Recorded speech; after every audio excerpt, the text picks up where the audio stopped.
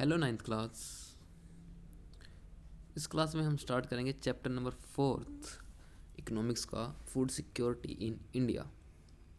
Food security means availability, accessibility and affordability of the food all peoples at all times. The poor households are more vulnerable to food insecurity whenever there is a problem of production or distribution of food crops.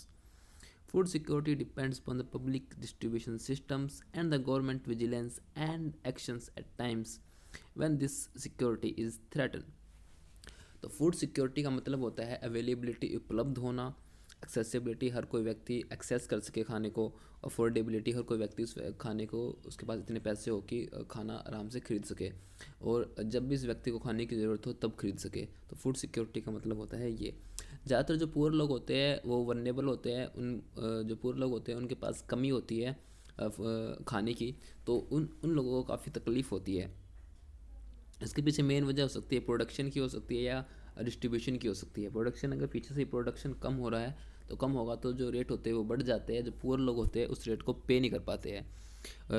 और distribution of the food crops, अगर distribution अच्छे से नहीं होता है, जो public distribution system है अगर उसमें कोई कमी है तो उसकी वजह से पुअर लोगों को ही उसका खामियाजा भुगतना पड़ता है। तो गवर्नमेंट की रिस्पॉन्सिबिलिटी बनती है कि इन सब चीज़ों पर नज़र रखी जाए।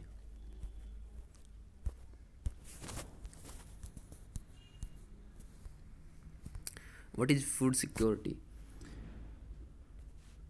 Food is essential for living, as air is for the breathing. But food security means something more than the getting 2 square meals. Food security has following dimension. तो फूड उतना ही ज़रूरी है किसी भी व्यक्ति के लिए जितना किसी व्यक्ति के लिए एयर सांस लेने के लिए ज़रूरी होती है। तो किसी व्यक्ति के जीने के लिए खाना उतना ही ज़रूरी है। तो फूड सिक्योरिटी की डेफिनेशन हम 3 तरीके से, 3 चीज़ें इसमें इंक्लूड करते हैं: availability, accessibility and affordability. Availability of the food means food production within the country, food imports and the previous year stock store in the government granaries। तो वह खाना जो मतलब प्रोडक्ट मतलब जो प्रोडक्शन हुआ हमारे देश के अंदर, वो मतलब इतना उपलब्ध है कि हर व्यक्ति को खाने की जो आवश्यकता है वो पूरी हो सके। और जो बाहर से हम खाना मंगाते हैं, इंपोर्ट करते हैं खाना, और जो गवर्नमेंट के जो गवर्नमेंट के वेयर हाउसेज में स्टोर होता है वो खाना। तो अवेलेबिलिटी मतलब कितनी अवेलेबिलिटी, कितना खाना उपलब्ध है लोगों के लिए। एक्सेसिबिलिटी मतलब हर व्यक्ति के पास खाना पहुंच रहा है या नहीं पहुंच रहा है। Affordability implies that an individual has enough money to buy sufficient safe and nutritious food to meet one's dietary needs। Affordability का मतलब होता है कि एक व्यक्ति जिसके पास इतना इनफ पैसा होना चाहिए कि वो अपना खाना खरीद सके, और वो खाना सेफ़ होना चाहिए, स्वस्थ होना चाहिए वो खाना, और जिस खाने को खाकर वो अपनी जो डाइटरी नीड होती है, अपने जो शरीर की जो आवश्यकता होती है उसको पूरा कर सके। Thus, the food security is ensured in a country only if one enough food is available for all persons. All persons have the capacity to buy food for acceptable quality and there is no barrier in the on access the foods. तो हम कह सकते हैं ये definition होती है food security की। Food security is ensured in the country only enough food, सबके लिए इनफ खाना हो। All persons have the capacity to buy food, हर किसी व्यक्ति के पास इतने पैसे हो कि वो खाना खरीद सके, और किसी के पास भी मतलब कोई बैरियर ना हो, व्यक्ति खाने को एक्सेस कर सके और व्यक्ति के पास खाना पहुंच सके। वाई फूड सिक्योरिटी नीड, हमें फूड सिक्योरिटी की आवश्यकता क्यों है? The poorest section of society might be the food insecure most of the times, while the persons above the poverty lines might also food insecure.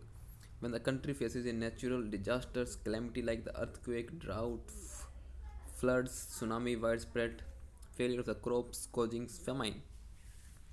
तो इसके पीछे main वजह ये हो सकती है कि एक तो पुअर सेक्शन जो होता है हमारी सोसाइटी का, उसके पास तो इतना पैसा ही नहीं होता है कि वो मतलब इनफ खाना खरीद सके, और जो लोग पॉवर्टी से ऊपर होते हैं कई बार उनको भी फूड इनसिक्योरिटी का सामना करना पड़ता है। उसके पीछे मेन वजह ये हो सकती है कि या तो हमारे देश में कोई नेचुरल कैलेमिटी आ गई है, कोई बाढ़ आ गई है, कोई भूकंप आ गया है, कोई सूखा पड़ गया है, तो सुनामी आ गई है, और जो हमारी फसल होती है वो वाइड स्प्रेड मतलब ख़त्म हो गई है, मतलब भूखमरी आ गई है।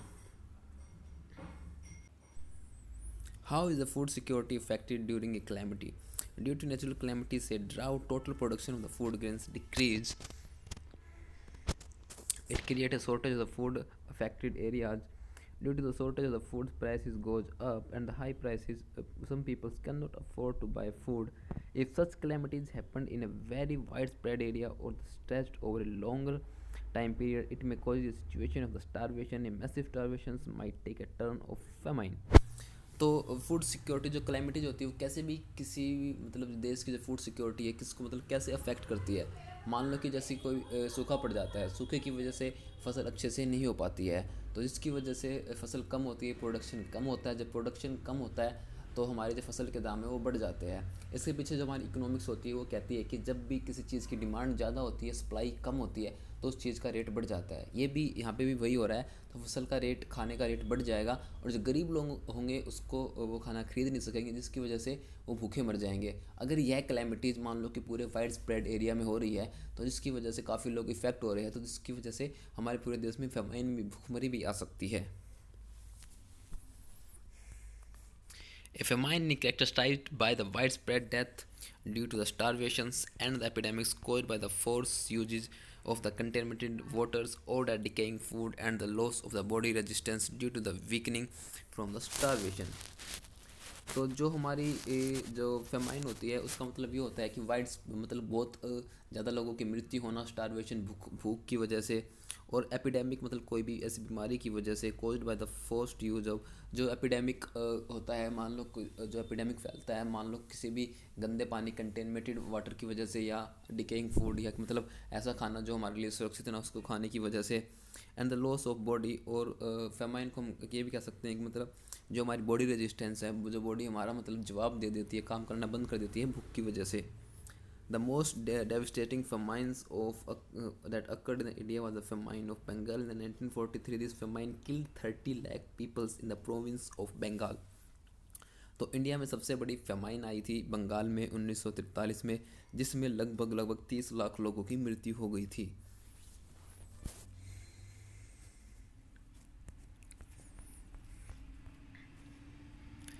In 1970, food security was understood as the availability all the times of the adequate supply of the basic food stuff. तो 1970 में जो फूड सिक्योरिटी को इसकी जो परिभाषा थी वो थी कि अवेलेबिलिटी होनी चाहिए सभी वक्त पे, एडवोकेट खाना, advocate supply of basic food stuff, मतलब जितना हमें खाने की ज़रूरत है उतना हमारे पास खाना होना चाहिए। UN 1975. Amartya Sen added a new dimension to food security and emphasized the access to the food through what we call the entitlements, a combination of the what one can produce. और जो अमर्त्य सेन थी उसने इस चीज़ पर, जो food security की जब बात करते हैं,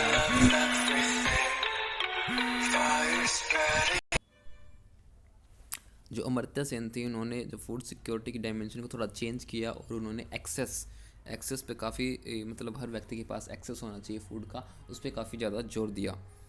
A combination of the what one can produce, exchange in the markets along with the state or the other sources provide supplies. According, there has been a substantial shift in the understanding of the food security. In 1995, World Foods Summit declared the food security at the individual's household, regional, national, and the global level exists when all people at all times have physical and economical access sufficient safe nutritious food to meet their dietary needs and the food reference for an active and the healthy life. तो 1995 में जब world food summit हुई थी तो उन्होंने जो हमारी जो फूड सिक्योरिटी होती है उसकी डेफिनेशन को चेंज कर दिया।